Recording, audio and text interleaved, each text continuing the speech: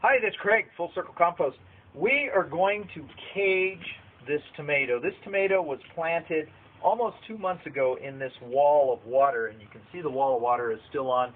We determined that we are going to take the wall of water off. It's almost July 1st, and what you can see on this tomato is that there's a morning glory growing along with the tomato. This is a cherry tomato, sun gold, beautiful plant.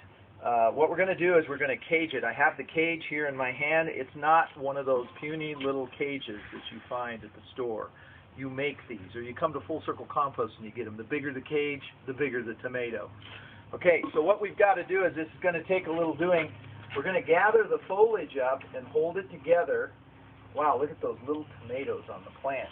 And I am going to lift the wall of water up gently, trying not to break too many branches. We lift it up, and then we're going to support that tomato and set it back down. And now I am going to cage it. This cage is just big enough to go completely over the pot, and it's going to rest on the ground, and then we'll be able to anchor the cage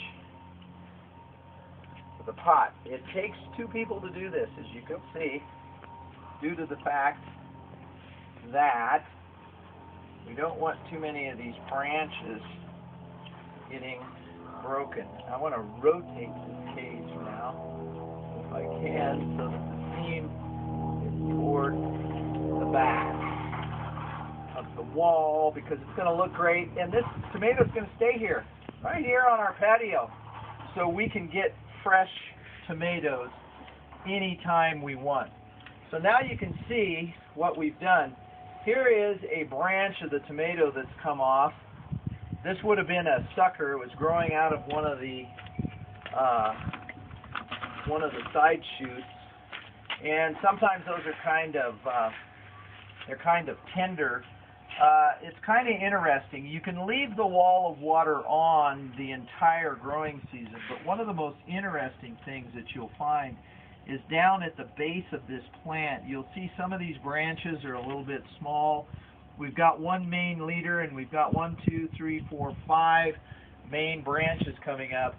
So now what we're going to want to do is we're going to want to arrange these so that we get this widening of the canopy, because you can look at my arms. This is what you want your tomato to do, to reach its arms out and catch the energy of the sun.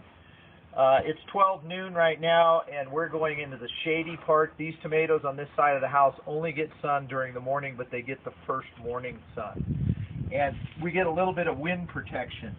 It's kind of interesting down here. There is a whole host of volunteer tomatoes growing in the bottom, because I grew a tomato in this pot last year. The only thing we did with the soil in this pot is I added 2 gallons of Soil Essence Elite Garden Boost to the potting mix, and I reused the same mix that I used last year. Okay? Now, after we do this, we're going to want to water this tomato. It's been a little bit stressful for it. We're going to just let it settle. We have this nice morning glory growing here. I'm just going to leave it in there. We're going to have pretty flowers, purple flowers, growing with our tomato plant all year. I'm probably going to dig these volunteers from last year's plant. It was an Ildi tomato. I didn't like the taste of Ildi. Not as good as Sun Gold or Sun Sugar. So we changed varieties, but I know these are Ildi plants that are growing in here, and I don't have that plant, so we're going to dig these out and we'll transplant those later. What we're going to do next is I'm going to give this a little drink of this liquid that I have. This is compost tea made from Soil Essence Elite Garden Boost. And you can see that it looks like tea.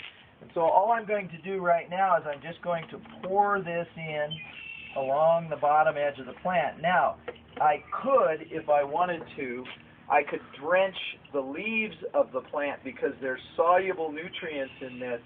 And so it would be easier if I had a watering can with a spout on it. But one of the advantages to using a tea to fertilize your plants is you can get foliar nutrients, especially if you have solution-grade nutrients in the compost blend that you're using, they will be absorbed through the leaf of the plant. And that will allow the plant then to make a bigger extraction from the potting mix that's in the pot. And as you can see, this is not a very large pot that this plant is in. But the plant is sizable. I'm pretty happy with it. We're going to give you the rest of the story in another